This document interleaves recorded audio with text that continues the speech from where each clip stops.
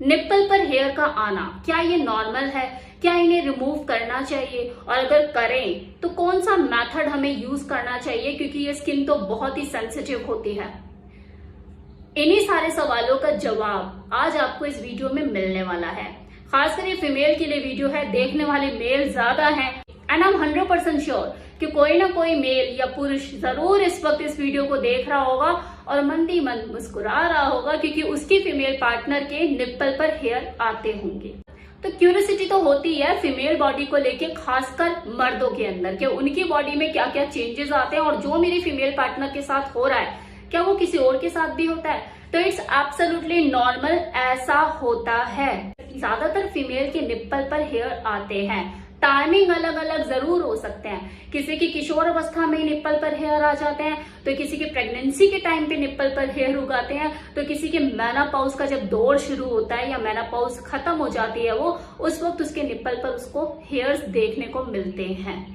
तो अगर किसी लड़की के निप्पल पर हेयर आ चुके हैं, फिर वो चाहे किशोर अवस्था में हो या ग्रोइंग एज में अडल्ट फीमेल हो, तो वो ज्यादा टेंशन ना ले इस चीज को कि यार मेरी बॉडी के साथ ये क्या हो रहा है, मैं तो फीमेल और मेरी बॉडी में ऐसी जगह पे ये हेयर का आना ऐसा क्यों। तो ये कम्प्लीटली नॉर्मल है, इसमें चिंता करने वाली कोई बात नहीं। बात है कि निप्पल पर हेयर आते क्यों है, ये तो जगह भी नहीं है हेयर आने की।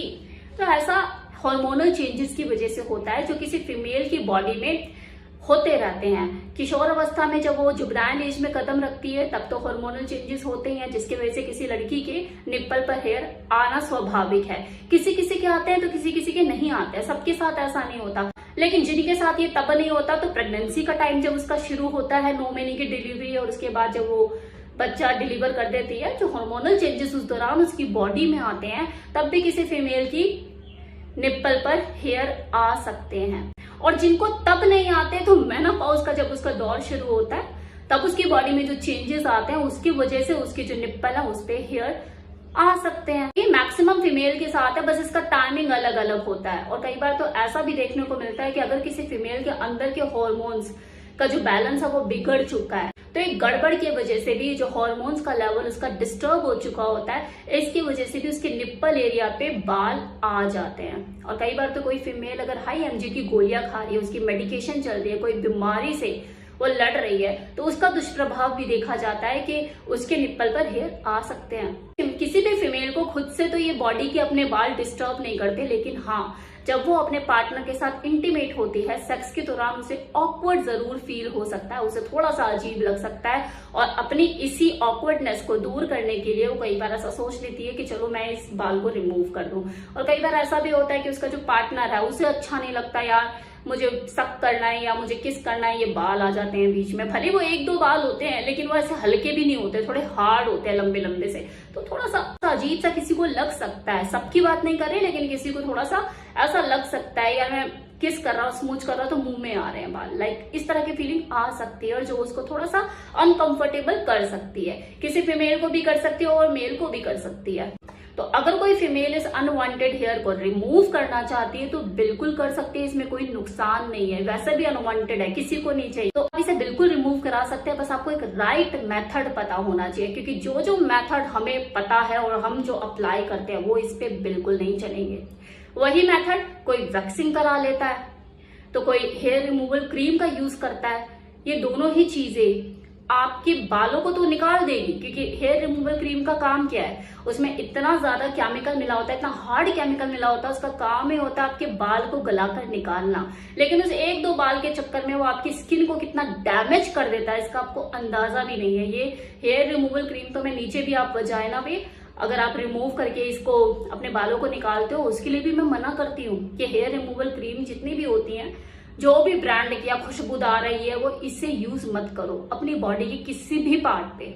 आप अपने वजाइनल हेयर को वैक्सिंग के थ्रू रिमूव करा सकते हो, लेकिन ये वैक्सिंग का रिस्क आप अपने निप्पल हेयर को रिमूव कराने में नहीं ले सकते, क्योंकि ये वाला जो एरिया होता है बहुत ज्यादा सेंसिटिव होता है। वो स्किन इतनी नाजुक होती है, आपकी स्किन जल सकती है, खिंच सकती है, रैशेस पड़ सकते हैं, ईचिंग हो सकती है। तो ये मेथड भी आप ना अपनाएं। फिर क्या करें, प्लक्कर से खींच लें? प्लक्कर भी नहीं, आप जो कहते हैं ना चिमटी, उससे कई बार आप एक्स्ट्रा हेयर निकालते हो, वो भी आपको नहीं करना है। तो फिर क्या करें, आपके लिए सबसे बेस्ट मेथड रहेगा उसे ट्रिम करना। मतलब आप सीजर से, कैंची से उसे बिल्कुल ट्रिम कर सकते हो। हर 15 दिन बाद आप उसे ट्रिम कर लो। मुझे खुद यहाँ पे हेयर आता है एकदम लंबा सा, 15 दिन में मुझे उसे ट्रिम करना पड़ता है, बहुत लंबा सा वो हो जाता है, अजीब सा ही लगता है, नजर आता है अलग से दूर से, तो मुझे हर 15 दिन बाद उसे ट्रिम करना पड़ता है। It's absolutely fine. किसी को कहीं आते हैं तो किसी को कहीं आते हैं। जितनी नाजुक स्किन उतना ही ज्यादा सेफ और सिक्योर मेथड यूज कीजिए आप। हमारी बॉडी का 85% जो पार्ट है वो स्किन है, जिसमें अलग अलग लेयर शामिल है। और ये स्किन की लेयर, जो सेंसिटिविटी, जो टेक्सचर है, वो हर एरिया का अलग अलग है, इसलिए वो अलग अलग तरीके से ही रिस्पॉन्ड करता है। आपकी हाथ की स्किन ये वाली, ये जितनी टाइट और जितनी रफ है कि अगर इस पे कुछ चूटी भी मारो तो इतना नहीं लगेगा, वहीं आप हल्की सी यहाँ पे चूटी मारोगे तो एकदम से मचल जाओगे। तो सेंसिटिविटी, हर जगह की सेंसिटिविटी अलग अलग है। तो आप सोचो कि आपका ये जो निप्पल एरिया ये कितना सेंसिटिव होगा। आप अगर वैक्स अपने पैर या हाथ पे कराते हो तो शायद अगर कभी गर्म भी लग जाए तो इतनी दिक्कत नहीं आएगी। तो यहाँ पर अगर बाई चांस थोड़ा सा भी गर्म लग जाए तो स्किन को साथ ही लेकर निकलेगा। तो क्यों रिस्क लेना, बेटर है आप इसे ट्रिम करो। और फिर एक दो बाल ही तो होते हैं जो साइड में से झांक रहे होते हैं, उसके लिए इतना क्या सोचना। अगर आपका पार्टनर कंफर्टेबल है और आपको भी कोई खास दिक्कत नहीं है बालों से, तो ऐसे चीज रहने दो।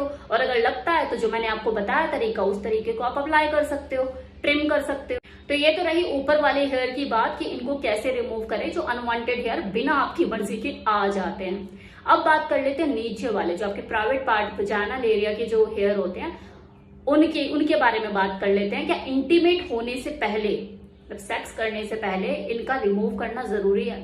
सेक्स करने से पहले आपको हेयर रिमूव करना है या नहीं करना है, या आपकी पर्सनल चॉइस हो सकती है, लेकिन उस एरिया की हाइजीन मेंटेन करना आपकी चॉइस नहीं बल्कि आपकी जरूरत है।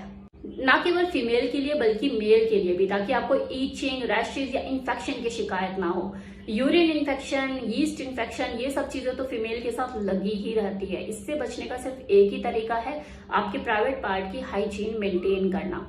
आप जब भी अपने वजाना के हेयर रिमूव करते हो, क्या अगले दिन ही आ जाते हैं? पूरा 1 महीने का प्रोसेस लगता है, धीरे धीरे करके उसकी ग्रोथ होती है और 1 महीने बाद आपको वहां पे जंगल देखने को मिलता है। लेकिन इस बीच में आप न जाने कितनी बार इंटीमेट होते होंगे। क्या हर बार जाके आप रिमूव करके आते हो अपने हेयर्स को? नहीं ना, ऐसा कोई भी नहीं करता। तो अगर महीने में आपने एक बार अपने वजाइनल एरिया को अगर रिमूव कर लिया, वैक्सिंग कराई, या आपने जो भी जिस भी मेथड से आपने किया, तो गई बात आपकी 15-20 दिन की। एटलीस्ट 1 महीना अगर आप वैक्सिंग कराते हो तो रोज रोज तो वैसे भी कोई नहीं करता, लेकिन हाँ, हाइजीन आपको डेली बेसिस पे मेंटेन करनी होती है, खुद के लिए भी, और सेक्स करने से पहले और सेक्स करने के बाद आपको हाइजीन मेंटेन करने की जरूरत है, ताकि आपको कोई इन्फेक्शन की शिकायत ना हो और सेक्स के दौरान कोई किसी तरह की कोई गंदी बदबू से दोनों में से किसी का मूड खराब ना हो। क्योंकि नीट और क्लीन बॉडी के साथ ही खेलने का मन करता है, लिपटने चिपटने का मन करता है, यही आपके कॉन्फिडेंस लेवल को बढ़ाता है। तो हाइजीन मेंटेन करना जरूरी है, और इसके लिए आपको अपने बालों को जड़ से पूरी तरह से उखाड़ने की भी जरूरत नहीं है। मैं ये नहीं कह रही कि आप जाओ वैक्सिंग कराओ, महीने के 900 रुपए खर्च करो, या आप रेजर चलाओ और पूरा उसे नीट और क्लीन कर दो। ट्रिमिंग भी कर सकते हो, आप बालों को छोटा भी रख सकते हो। It's totally up to you कि आप किस में कंफर्टेबल हो।